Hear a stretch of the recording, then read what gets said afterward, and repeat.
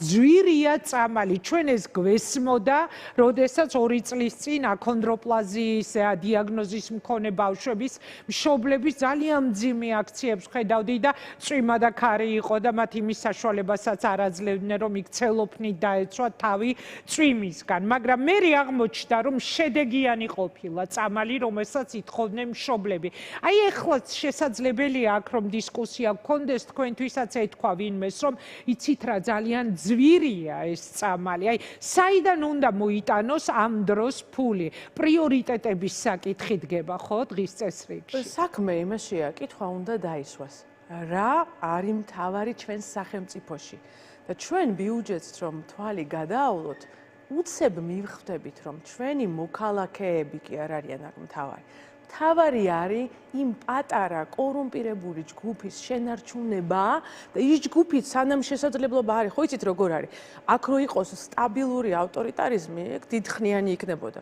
მაგრამ როდესაც აი ყოველთვის რაღაცა რყევებია და მიმდინარეობს, ხო წინააღმდეგობა, ეს ადამიანები ყოველთვის ეს ნაჩვენებია, უფრო არიან ჩასულები, რომ სწრაფად გაკეთდეს ფული. მაგალითი მინდა მოგიყვანოთ.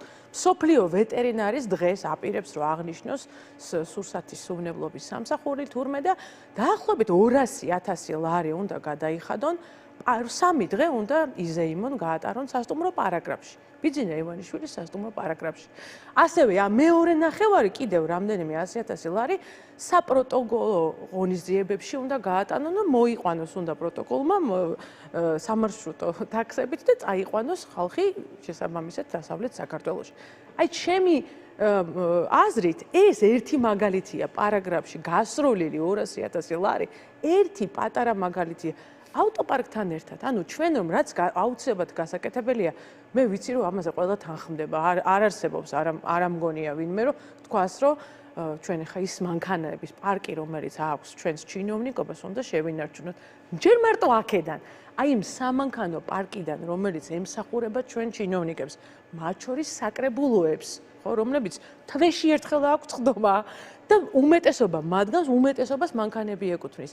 ამათ აქ ჩასხმული ბენზინი, აქ რემონტის ხარჯი, ეს არის მილიონობით გაერში გასროლილი ლარი.